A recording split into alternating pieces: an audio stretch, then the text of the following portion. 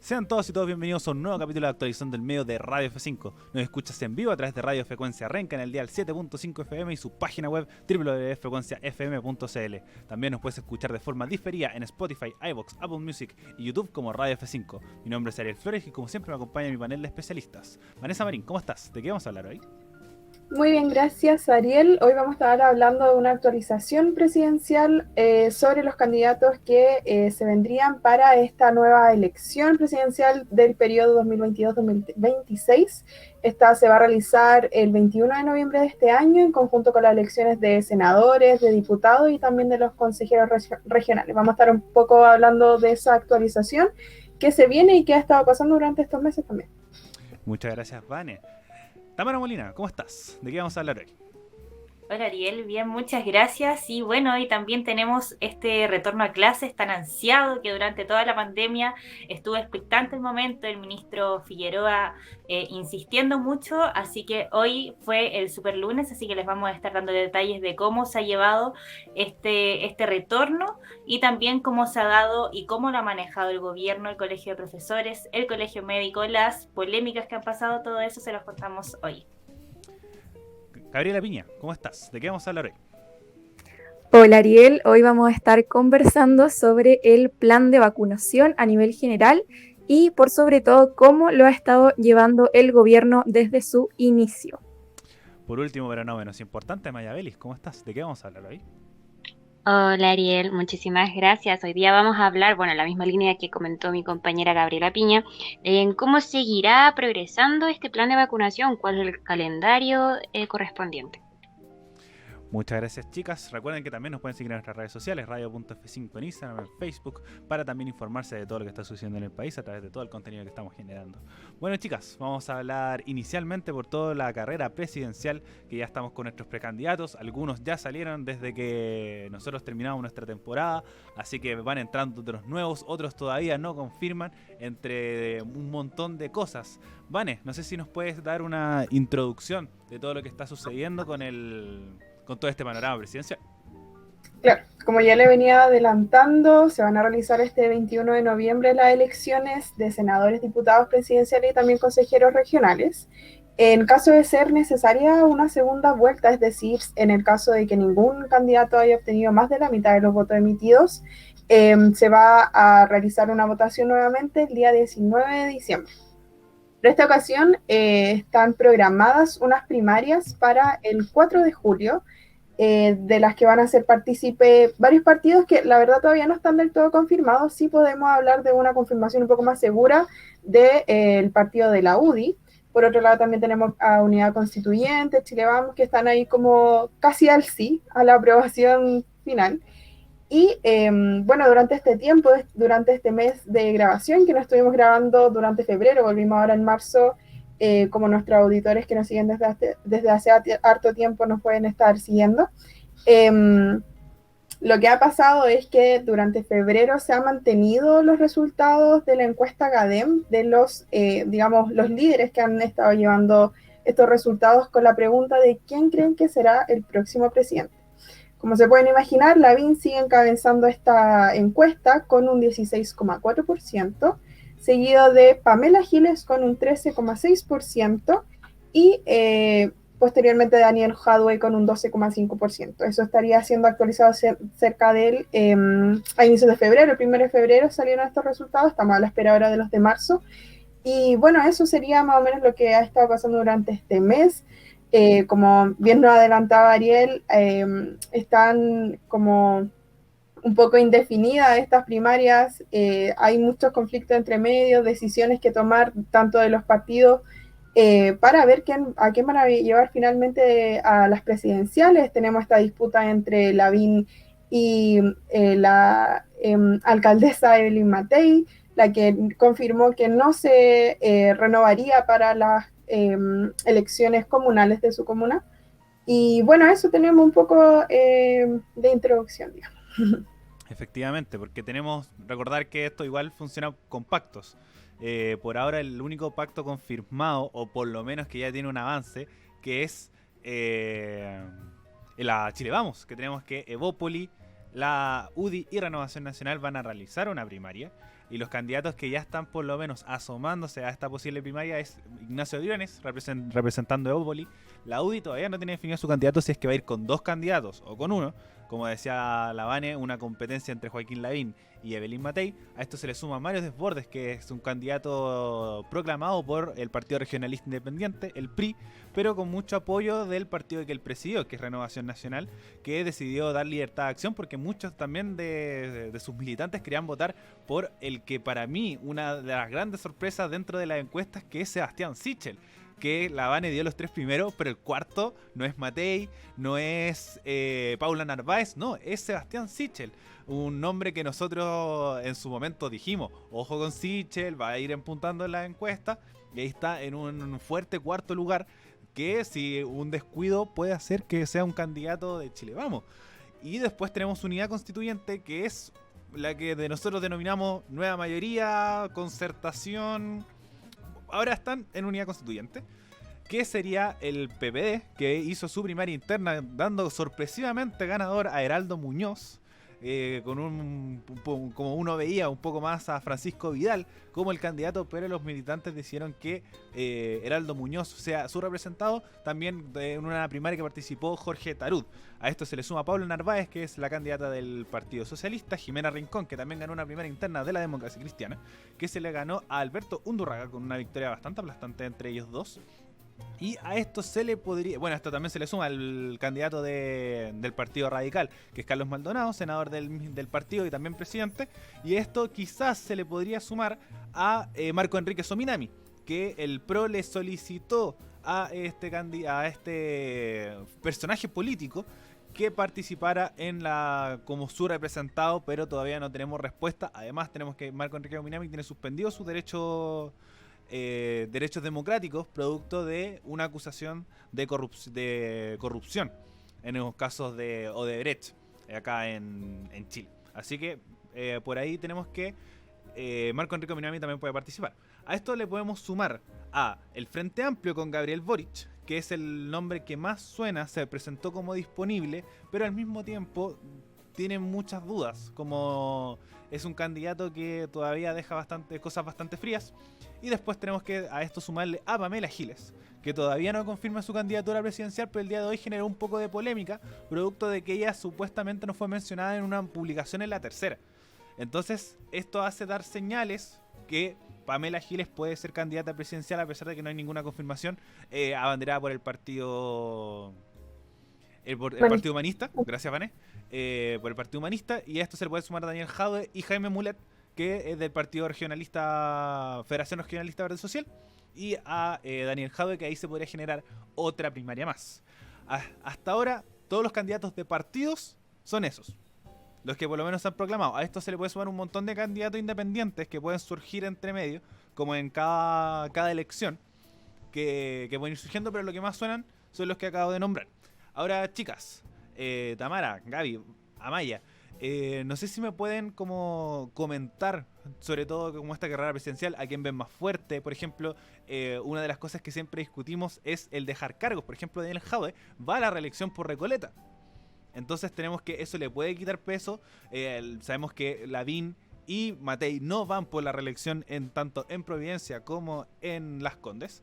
Pero Daniel Jadwe dijo que había que seguir un proceso de continuidad y él era el rostro para poder seguirlo hasta que él decida si es que toma o no una carrera presidencial.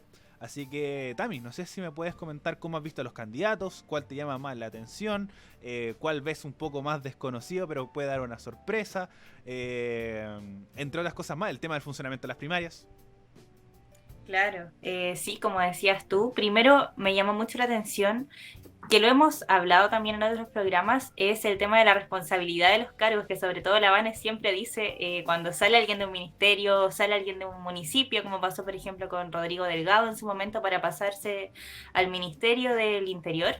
Esto se ha pasado mucho, de hecho en el periodo cuando fue el punto álgido de las primarias, Daniel Matamala sacó una columna de opinión en donde mencionaba que hoy día el cambio de ministerio ya no era noticia, porque pasó que Ignacio Briones salió del Ministerio de Hacienda para la carrera presidencial, Entonces, este cambio ya ni siquiera era noticioso en un momento. Siempre cuando había un cambio de gabinete se daba especial énfasis en eso, y justamente en ese periodo hubo un cambio de ministerio muy fuerte.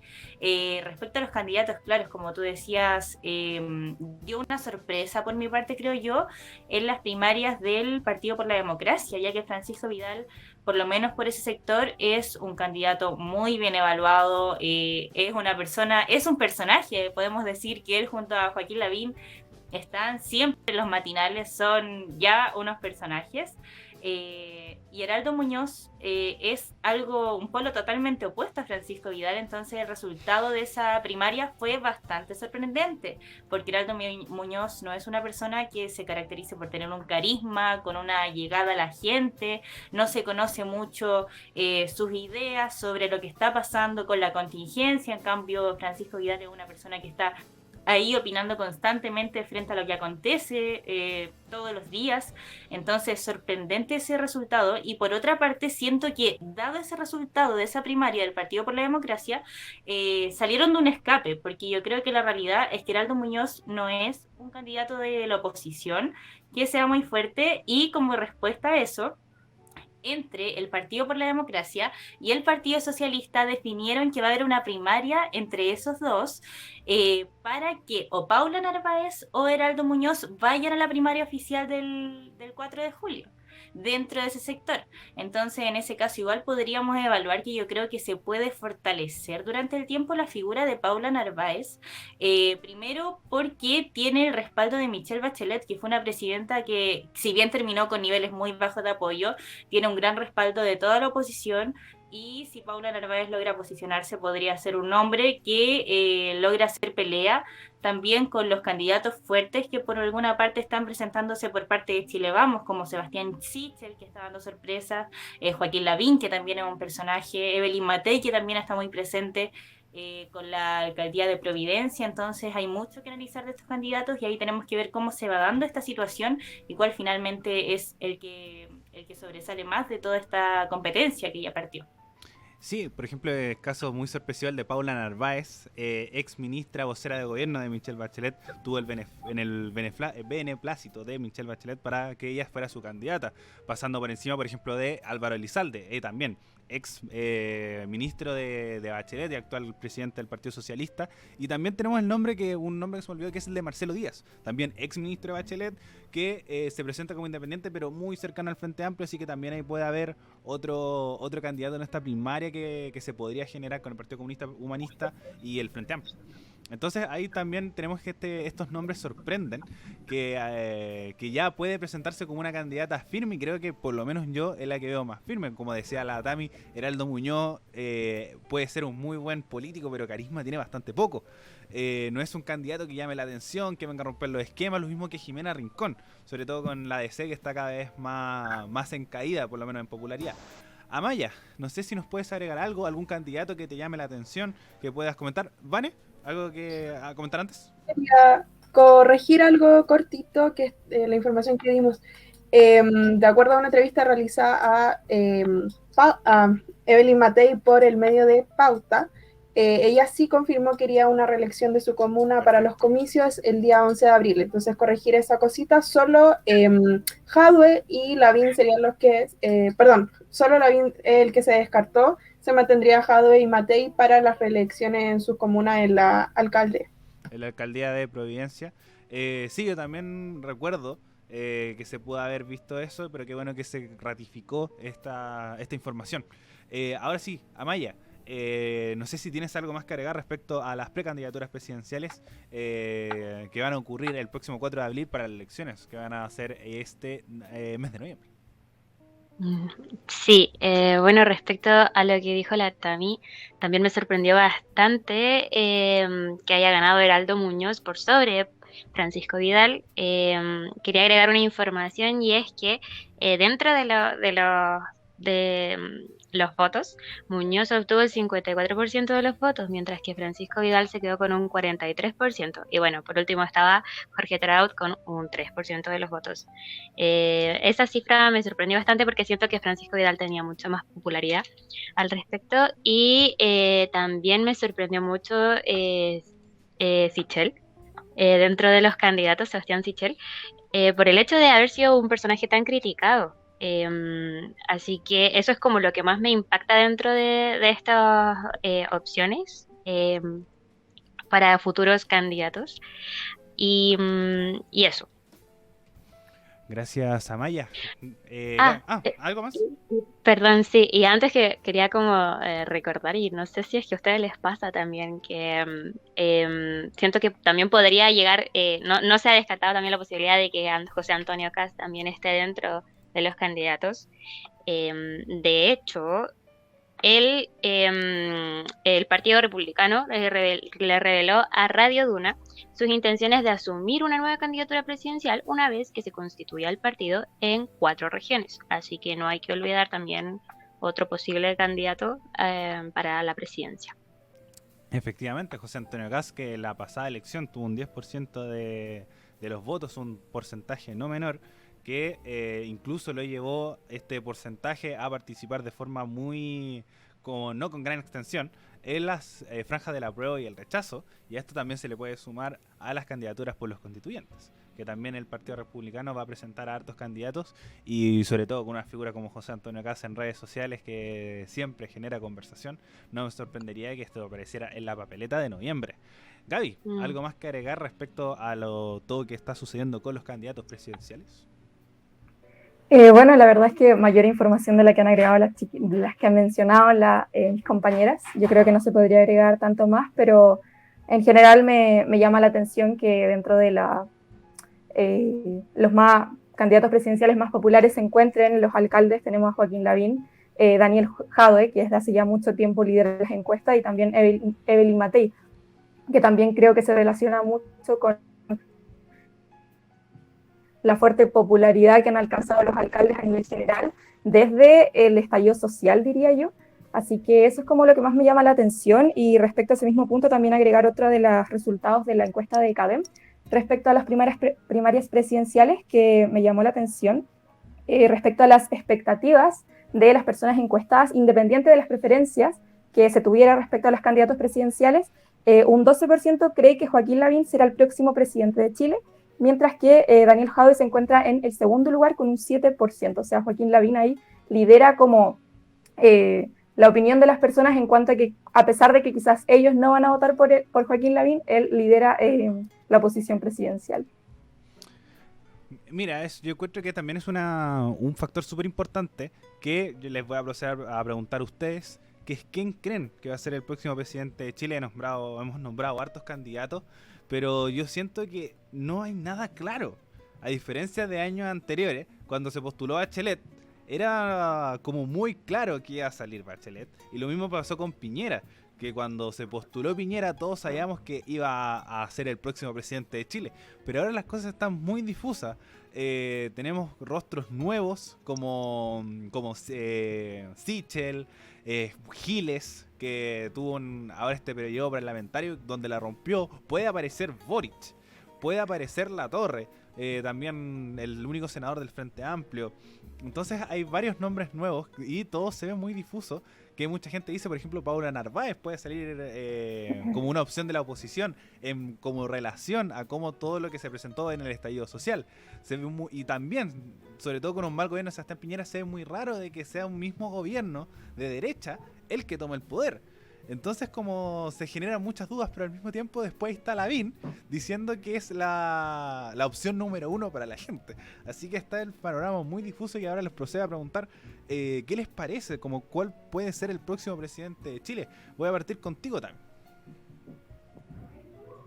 Sí, como tú decías, está súper difícil porque hoy día no está polarizado o tan marcado entre uno y otro candidato, a diferencia de otros años.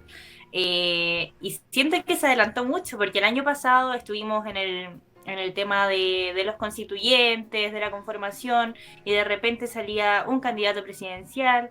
Ya llegamos a las primarias y ya estamos en 2021, que a fin de este año va a ser la elección presidencial y el tiempo vuela. Ya vamos a estar en noviembre y vamos a tener que elegir al próximo presidente. Y bueno, no sé, yo creo que dentro de la figura por parte del oficialismo, en este caso que sería la derecha, Lavín es el que podría tomar más fuerza por un tema de carisma, por un tema de que sabe llegar a acuerdos, que puede conciliar quizás la parte más extrema y la parte más, un poco más renovada, de cierta forma, como se llama hoy día también, eh, una derecha, no tengo, se me fue la palabra, que todos hoy día se proclaman como de No es como, un ala más sí, tranquila. no es como una derecha radical, no es como ultraconservadora, sino un poco más Claro. liberal, Sí, sí, como con tendencia un poco más progresista, entre muchas Sí. comillas, como como dijo la Vane. claro. Claro, exacto. Hoy día todos, por lo menos de ese sector, yo he visto que están tratando de bajarse un poco, de sacarse un poco ese estigma que se tiene por parte de la derecha, desligarse un poco también de José Antonio Cast. Bueno, para no alargarme, yo creo que por ahí Lavín podría ser uno de los más fuertes, y por la izquierda, como lo dije antes, Paula Narváez podría consolidarse, porque tampoco ha sido una persona que ha estado durante los últimos años en las pantallas, dando declaraciones públicas, salió justamente ahora cuando era el momento de presentar un candidato, y cabe decir que por parte de la izquierda tampoco había muy buenas propuestas. La crisis del Frente Amplio, Beatriz Sánchez podría haber sido una muy buena carta, pero el Frente Amplio se destruyó totalmente, pues salieron diputados importantes como Pablo Vidal, Natalia Figueroa, si no me equivoco. Natalia Castillo. Natalia Castillo.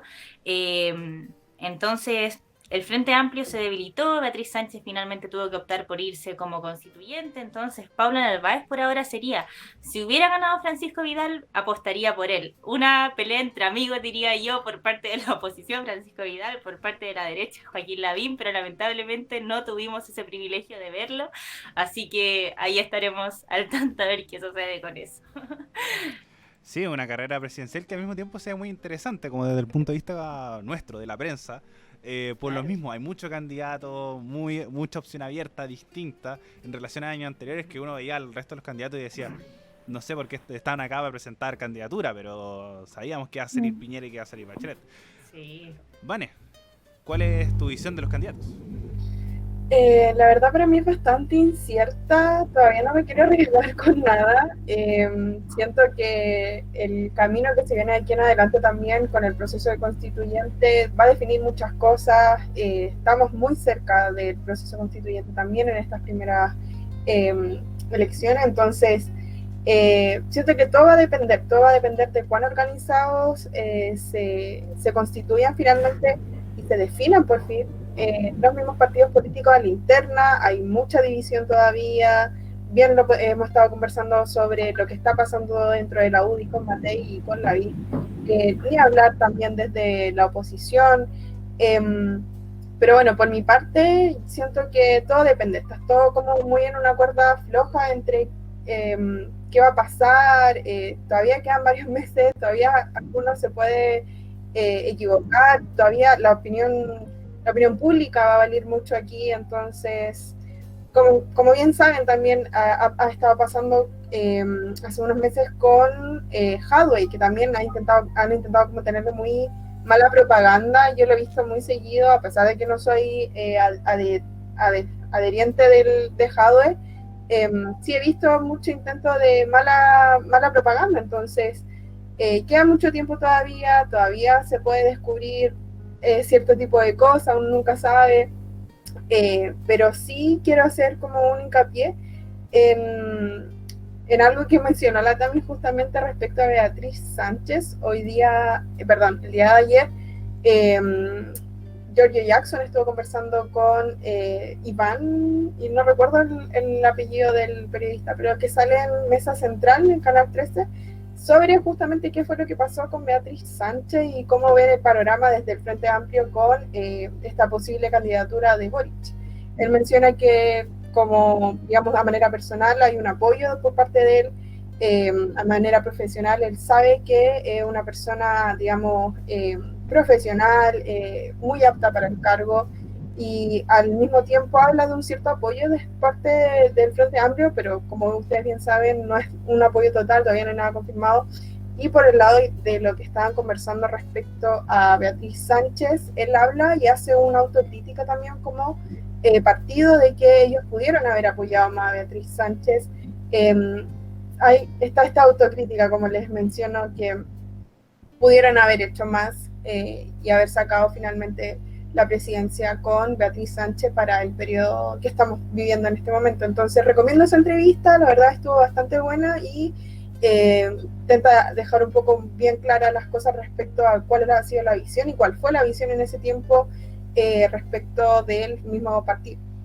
Muchas gracias, Vane. Gaby, ¿cuál crees que puede ser el próximo presidente de Chile?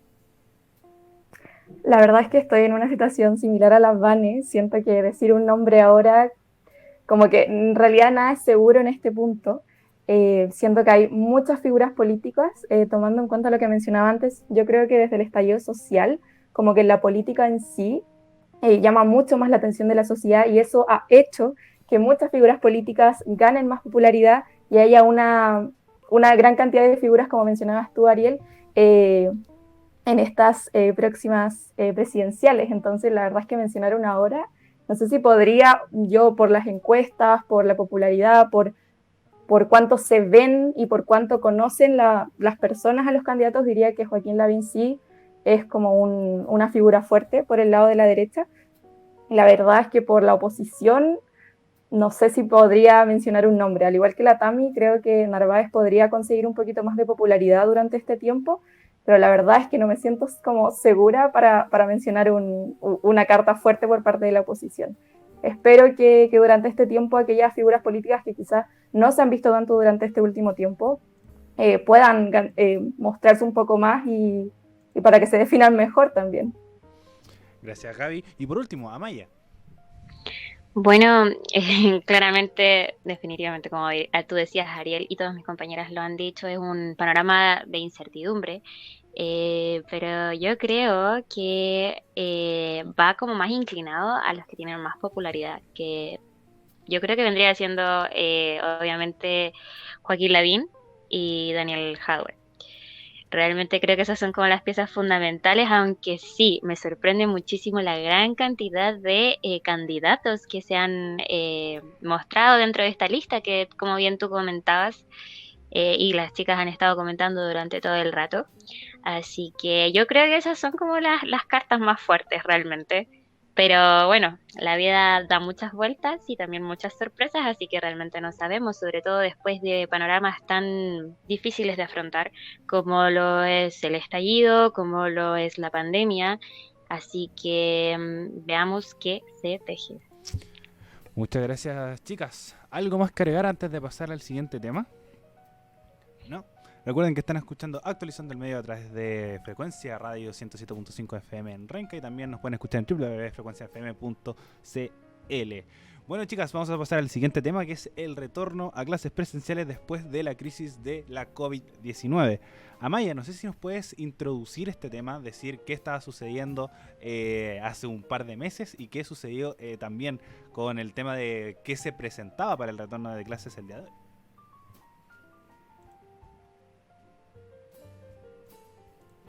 Lo siento, perdón por la demora, es que mi gatito tiene un poquito de hambre, entonces se está gritando por ahí. Pero bueno, pasando al tema de las clases presenciales, el pasado martes el presidente Sebastián Piñera, tras reunirse con el Colegio de Profesores, el Colegio Médico y otros gremios, insistió para que los padres puedan ejercer esta libertad de decidir entre enviar a sus hijos al colegio y no hacerlo. Así que los establecimientos, lo que él dijo, tienen que estar abiertos y disponibles desde el 1 de marzo. Bueno, chicas, todo esto está como retorno a clases ha generado mucha polémica. Tenemos que incluso el ministro de Economía, Lucas Palacios, trató de un fenómeno sociológico y antropológico analizar por qué los profesores chilenos no querían volver a trabajar. Estaban buscando excusas para no volver a clase, lo que lo encuentro una irresponsabilidad tremenda. No me sorprende del gobierno de Piñera, producto de que de sus ministros siempre había alguna polémica. Recordar antes del estallido social que mandaban a comprar flores, que levántese más temprano, etcétera, etcétera. Ahora agregamos que los profesores son flojos, cuando no es un tema de que los profesores no quieran volver a trabajar, son las condiciones de que te generan el volver a trabajar, sobre todo con el tema del virus, el tema de cómo volver de una forma correcta, producto que por lo menos yo no veo que no sea así. Entonces tenemos que, está todo muy difuso. El colegio médico decía si las cosas estaban, se puede devolver, pero al parecer no estaban tanto. El ministro Figueroa no ha aparecido mucho en los medios de comunicación, lo que me sorprende bastante. No ha sido una gran figura para decir como, no, esto está sucediendo, sino el ministro vocero Jaime Belolio y el mismo presidente y el ministro de Educación Enrique París son los que han como generado más conversación, generando tanto así que no ha aparecido tanto que el ministro de Educación, pero el ministro de Economía tuvo que salir a hablar del tema de una pésima forma, diciendo a los profesores que no querían volver a trabajar. No es una, y al mismo tiempo que lo tomaba con una perspectiva de que también los papás tenían que volver a funcionar al funcionamiento de la economía, con una perspectiva de decir que es una guardería, no es un centro de educación. Entonces hay muchas cosas más dentro de lo que ha sucedido, como el gobierno ha manejado esta situación del retorno a clase y también el apuro que se les generó para este retorno cuando no estaban las condiciones, tanto, no, quizás no de, bueno, sí hay una pandemia entre medio, pero también de forma segura. De decir, se puede hacer un retorno de forma segura, pero el gobierno no lo planteó así. Vanes, no sé si tienes más información que agregar o también o alguna opinión de todo lo que está sucediendo con el retorno a clases presenciales que se concretó el día de hoy. ¿Se escucha, cierto? Sí, muy bien. Perfecto. Sí, bien, con respecto a todo esto mismo que estamos conversando, agregar que la Universidad de San Sebastián realizó hace unos días una encuesta en la que arrojó como resultados que el 70% de los padres y apoderados apoya el retorno a clases presenciales frente a una apertura de un 40% de los establecimientos educacionales, es decir, 3.300 del total del país. Para estas clases presenciales, una modalidad híbrida, eso sí, vendría siendo mitad alumnos de manera presencial y mitad alumnos de manera online, como se ha estado llevando durante todo este tiempo de pandemia.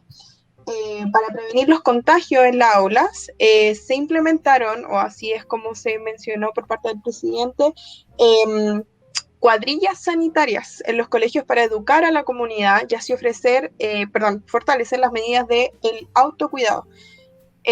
Si me preguntan de manera personal, la encuentro un poco tardía esta medida.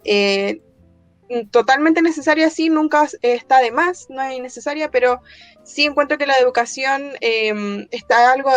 educación para prevenir el contagio sí está un poco al debe con todo lo que está sucediendo. Desde el mismo gobierno han habido críticas donde se critica justamente el actuar de que malls, por ejemplo, estén abiertos, donde se reúne multitud de gente con los mismos procesos sanitarios para la vacunación, en donde se aglomera gente. Entonces, para mí considero un poco tardía esta implementación educacional. No es necesaria, sobre todo para los niños, pero sí algo que debería haberse venido trabajando desde mucho más tiempo.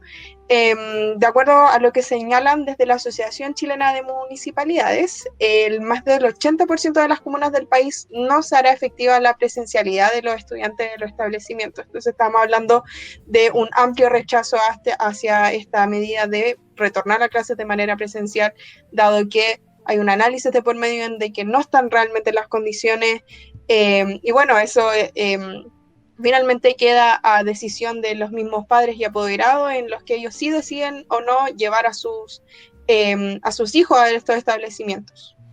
Entonces eso por mí.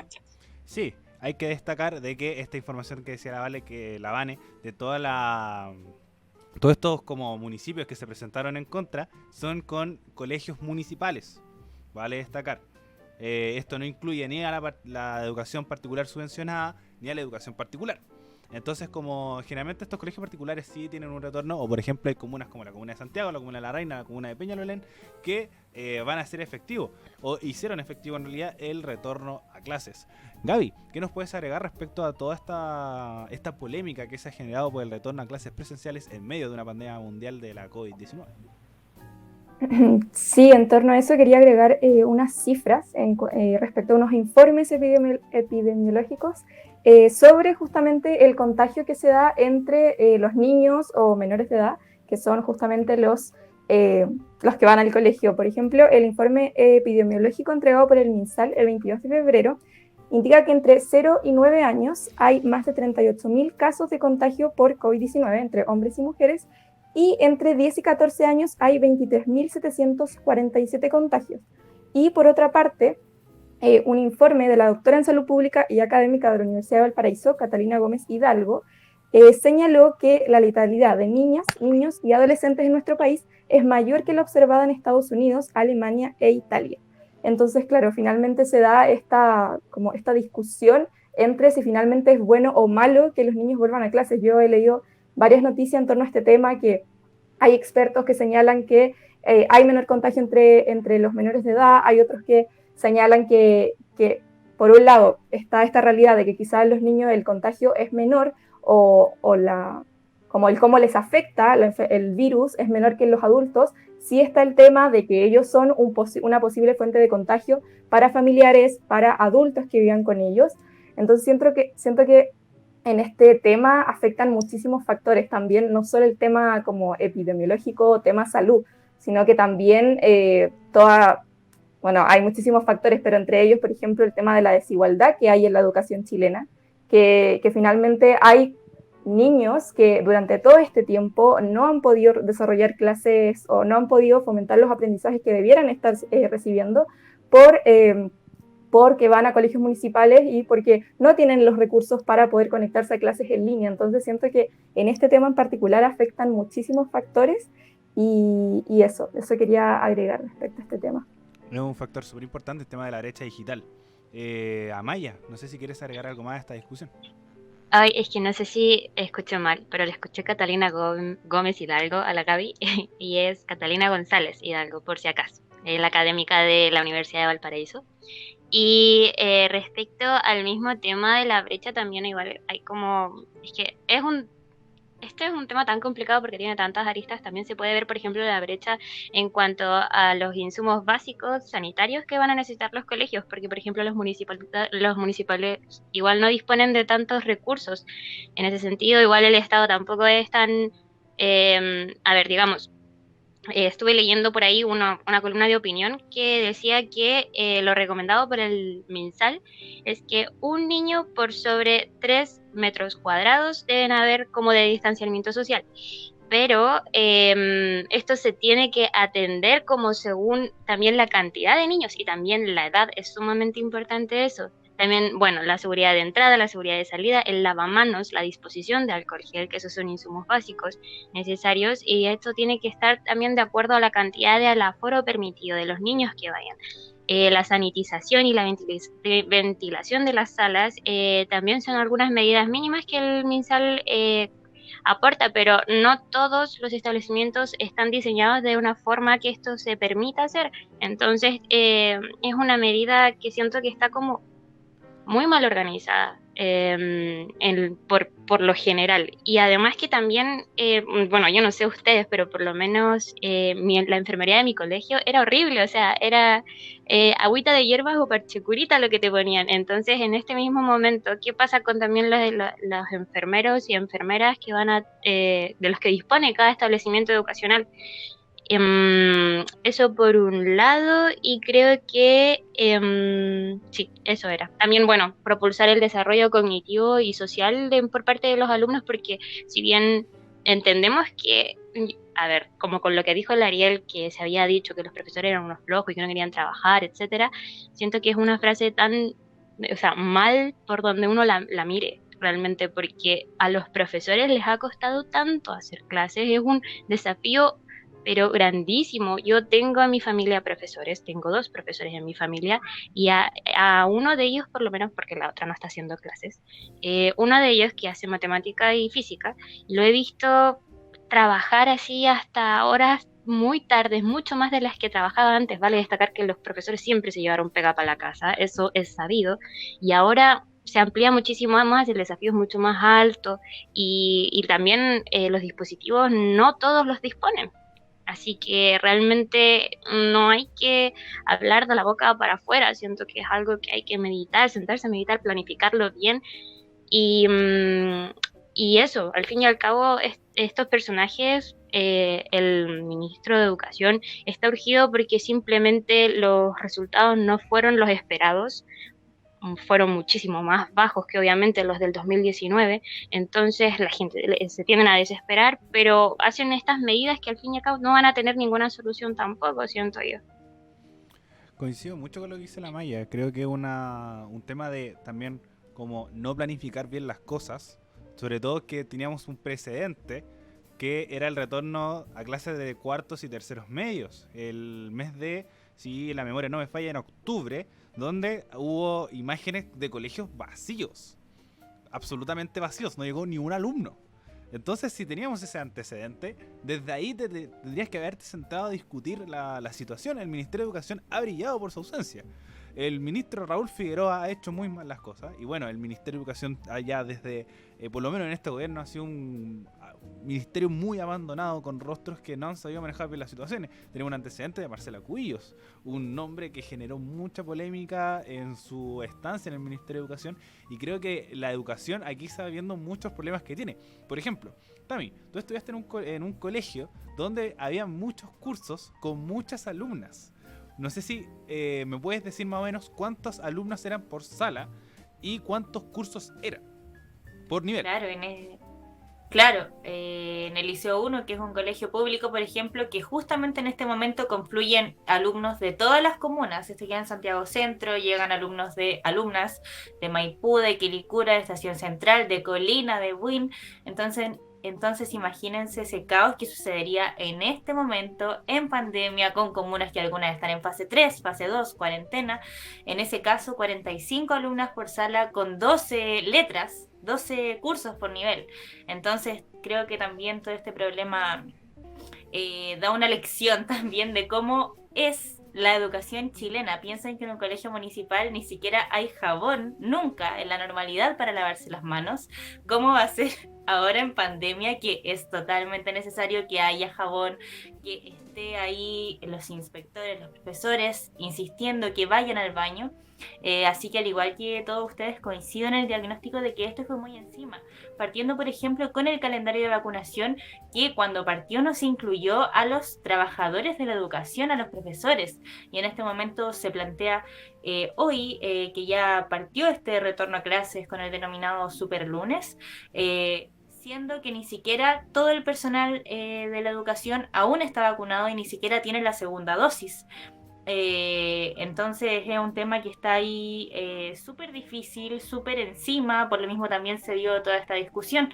Y bueno, en medio de este contexto, para agregar un poco de información, el gobierno el sábado 27 de febrero presentó el plan otoño, que tiene la intención de que ya el 21 de marzo, que cambiamos de estación, no se genere este pico de contagios, porque hay que considerar que venimos del verano, en donde se dio este permiso de vacaciones, donde la gente se movió, donde se relajaron un poco más las medidas, y ahora que los niños entran al colegio, se dio este plan, y el sábado la ministra de Transportes, Gloria Hood, se refirió a cómo iba a ser este regreso durante esta primera semana, que podríamos decir la semana de prueba, de ver cómo se va a comportar toda esta situación con el retorno a clases principalmente, que es como la novedad, decirlo, después de un año sin estar activos.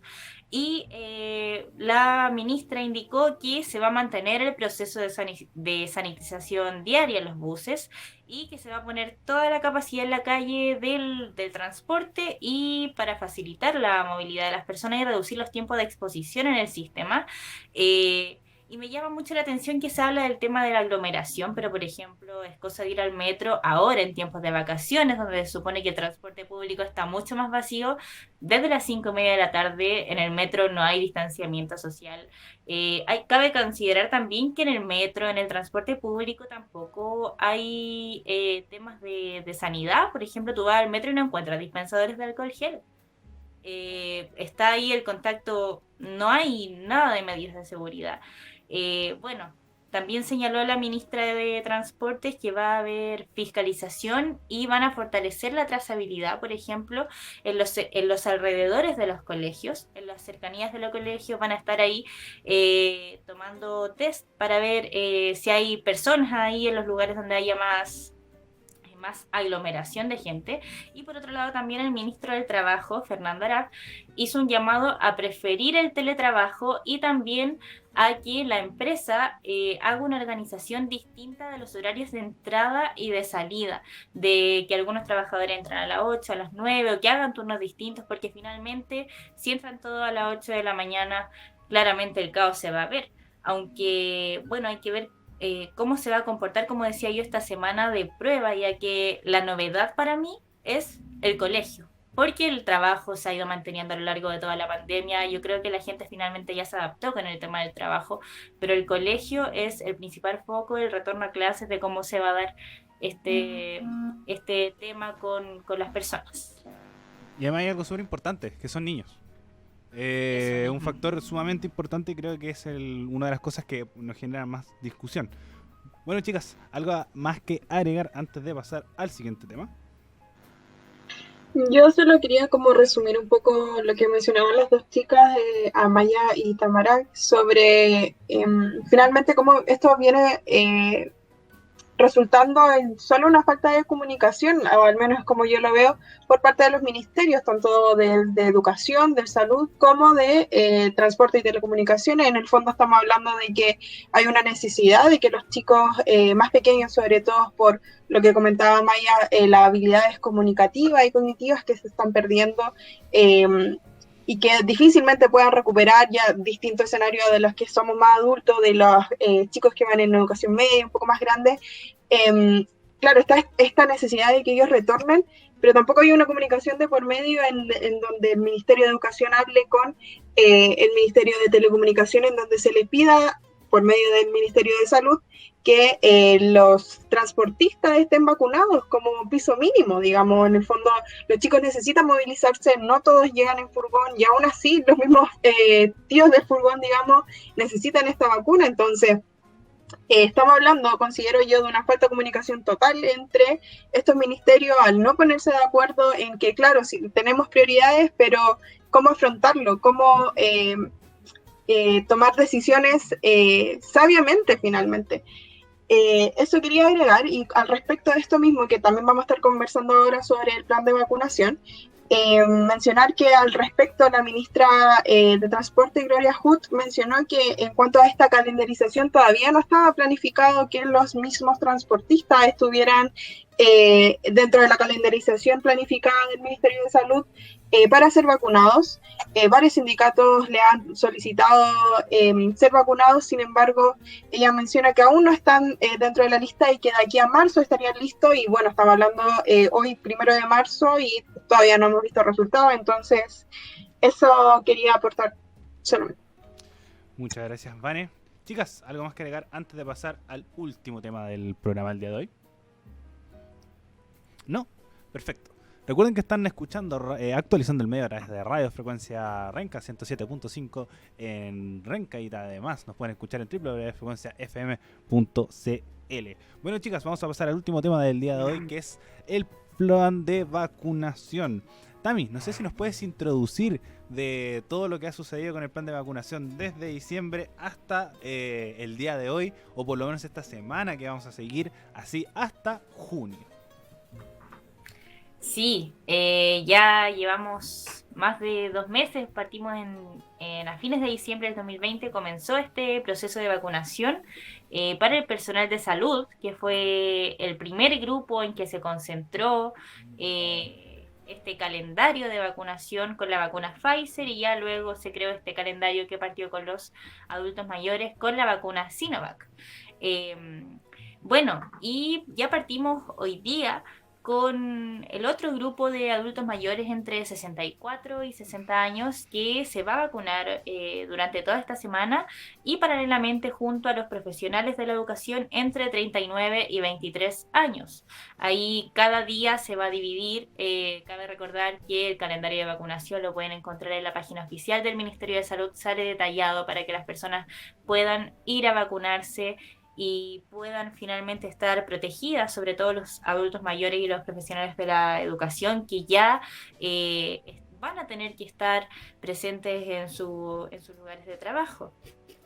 También cabe mencionar que esta semana, el miércoles, se va a empezar a inocular con la segunda dosis a las personas que fueron partes del inicio del plan de vacunación masiva. Eso respecto al plan de vacunación, que no ha estado exento de polémicas tampoco, porque cabe recordar que hace unas semanas atrás, Chile, dentro de los países de Latinoamérica, y el gobierno, que lo hemos destacado en otros programas, ha tenido una muy buena gestión con las vacunas. Tenemos disponible Pfizer y por el momento ahora se está vacunando con Sinovac.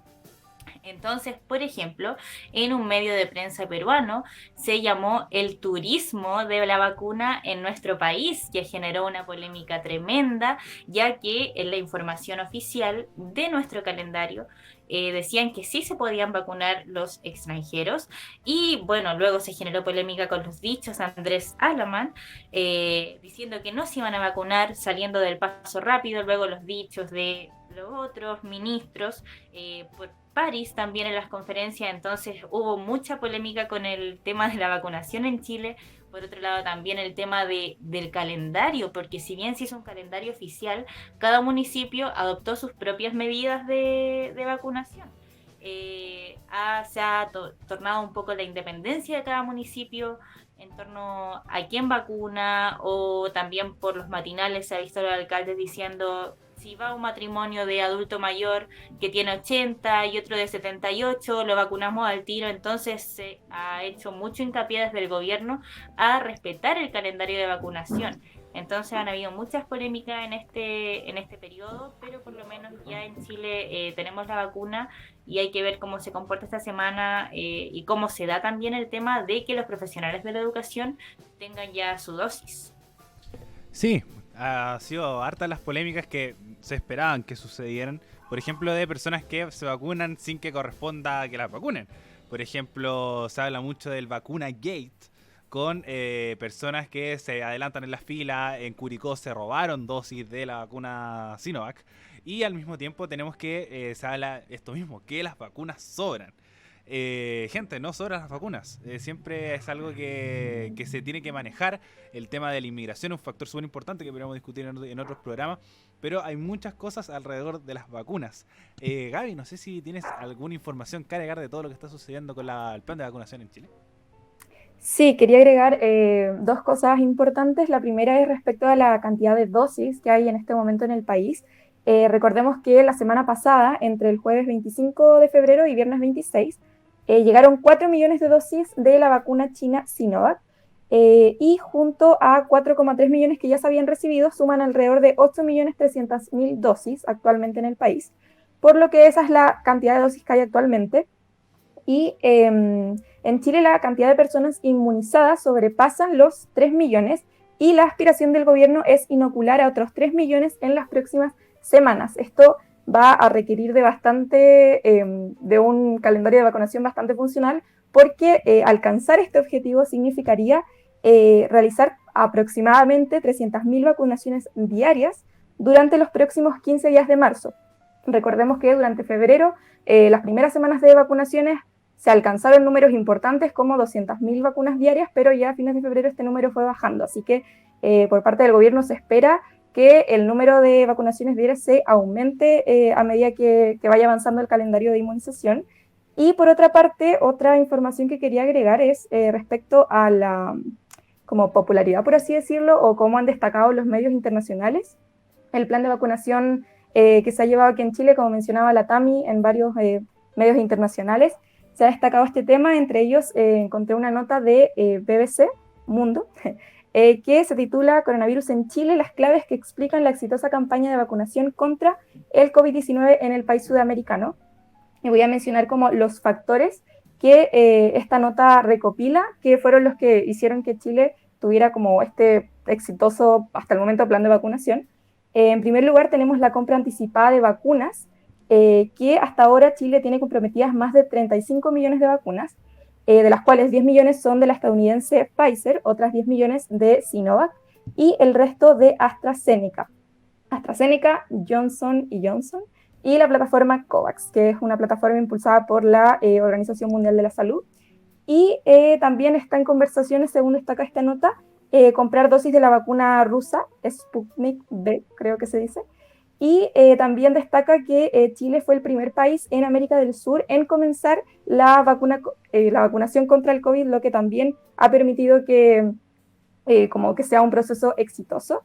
Luego también destacan como un factor importante la colaboración científico-clínica, y para esta nota entrevistaron a Alexis Kalergis, que es académico de la Universidad Católica de Chile y director del Instituto Milenio en Inmunología e Inmunoterapia, que dice que entre la Universidad Católica y Sinovac se estableció un acuerdo de colaboración académico-científica que busca el desarrollo recíproco y en colaboración de vacunas. Así que eso también es un factor importante. Y por último, también se destaca la capacidad institucional y coordinación, que es justamente lo que más ha destacado también aquí en Chile, que hay una red de atención primaria sólida, se han adaptado, además de los centros de salud, muchísimos otros lugares como gimnasios, colegios para realizar la vacunación, lo que ha permitido que aumente el número de personas que se puedan estar vacunando de forma simultánea. En comunas, por ejemplo, el otro día veía una noticia que, si no me equivoco, eran Las Condes, que se estaba haciendo un proceso de vacunación desde el auto en uno de los parques de ahí de esa comuna. Entonces ese era el tercer factor que destacan y que se destaca bastante también aquí en Chile, la capacidad institucional y la coordinación, que se ha destacado también en medios internacionales. Eso es muy importante. El plan de vacunación ha sido uno de los puntos más destacables del gobierno de Sebastián Piñera, en un gobierno con muchos puntos bajos. Entonces creo que esto hace destacar un poco la gestión de Sebastián Piñera, y sobre todo creo que de Enrique París, que ha sabido manejar muy bien la situación en comparación a su antecesor Jaime Mañalich. Amaya, ¿tienes información de agregar respecto a todo lo que está sucediendo con las vacunas en Chile? Bueno, sí. Respecto a lo que se viene con el calendario de vacunas, quería agregar que esta semana se incluyeron a personas que se encuentran con cáncer y en tratamiento en radioterapia, inmunoterapia y quimioterapia para personas mayores de 16 años, y también se incluyó a personas que cuentan con enfermedad autoinmune y tratamiento con terapia biológica y o pequeñas moléculas, también mayores de 16 años. Estos se suman a los pacientes dializados, mayores de 16 años, también, bueno, todos deberían ser mayores de 16 años, y a pacientes trasplantados de órganos sólidos como riñón, corazón, hígado, páncreas y pulmón. Y bueno, respecto a la misma línea, quería destacar que, bueno, agregar un poquito una cifra a la información que dio mi compañera la Gaby, que ya para finales de este semestre, este primer semestre del 2021, se espera que se lleguen alrededor de 5 millones de personas inoculadas. Así que vamos a ver si es que se puede llegar a esa cifra. Siento que este proceso de vacunación ha sido efectivo, ha sido bastante efectivo, pero igual destaco que las personas con comorbilidades deberían haber sido vacunadas como con mucha anticipación. Pero bueno, son detalles que se van viendo en el camino. Y eso quería agregar. Muchas gracias, Amaya. Vane, ¿alguna información que agregar respecto al plan de vacunación en Chile? Sí, la verdad, algo que me llama bastante la atención es con este mismo respecto a lo que mencionó Ariel, si no me equivoco, sobre la vacunación de algunos personajes que no coinciden justamente con la calendarización que existe para el plan de vacunación, hablando directamente sobre los parlamentarios, ya algunos que no cumplieron con este requisito de calendarizado de tener más de X edad correspondiente a la semana que se estaban vacunando. Me llama la atención porque, partiendo por la presidenta del Colegio Médico Isca Siches, admitió que la vacunación de parlamentarios, que fue definida por el MinSal, no fue algo que a ella le gustara, no fue algo que al Colegio Médico le gustara, pero que había que cumplirla, que por cierto, Siches está elegida por la revista Times dentro de las 100 mujeres líderes emergentes, algo no menor.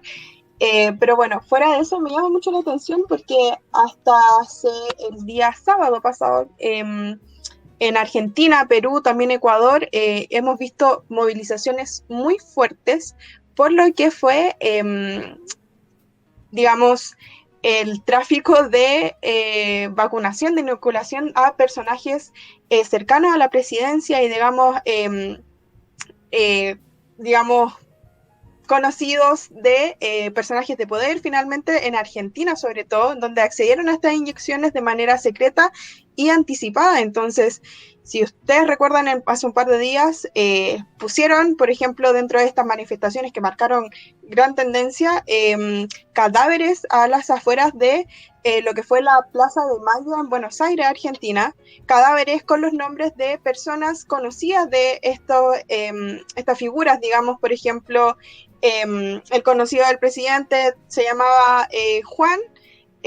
Los papeles que venían dentro de estos cadáveres que habían puesto a las afueras de la casa decía: me morí esperando la vacuna porque Juan la obtuvo primero.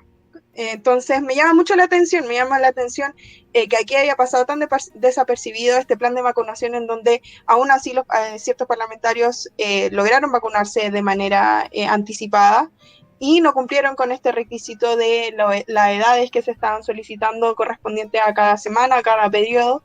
Entonces eso quería destacar principalmente con lo que estaba sucediendo tanto acá en Chile como de manera internacional, acá mismo al lado de nuestros vecinos en Argentina. Entonces, esto me llama mucho la atención que no haya sido tan renombrado durante estos días. Sí, es que además hubo una polémica producto de que hay mails como las esferas altas del Senado que dicen que los parlamentarios se podían vacunar. Entonces, como ahí se generó la polémica, como si es que se podían, si estaban dentro de las prioridades, si no, al final hubo como una descoordinación gigante que preocupa. Entonces, ahora se va viendo, va avanzando, vamos bastante bien con el tema del plan de vacunación. Pero bueno, chicas, estamos llegando al final del programa del día de hoy. Les agradezco mucho por haber participado en este programa, en nuestro primer programa de la temporada de Actualizando el Medio. Ustedes como audiencia por haber llegado hasta este punto. Recuerden que nos están escuchando en vivo a través de Radio Frecuencia de Renca, www.frecuenciafm.cl y en el dial 107.5. También recuerden seguirnos en nuestras redes sociales, radio.f5 en Instagram y Radio F5 en Facebook, y también en todas nuestras plataformas de audio, Spotify, iVoox, Apple Music y también en YouTube. Nos estamos escuchando la próxima semana, el día lunes a las 9 de la noche en Radio Frecuencia y también en todas nuestras plataformas de audio. Hasta luego.